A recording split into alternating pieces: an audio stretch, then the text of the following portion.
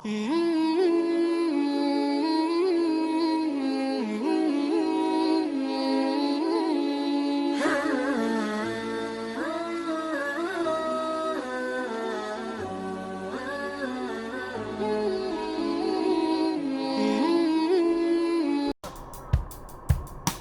तक भी कोई नहीं आता था जिन तरफ तो भी जाने के लिए मैक्सिमम यही टूटन बना हुआ है ना, बट उसमें से लोग यहाँ तक पहुँचते हैं।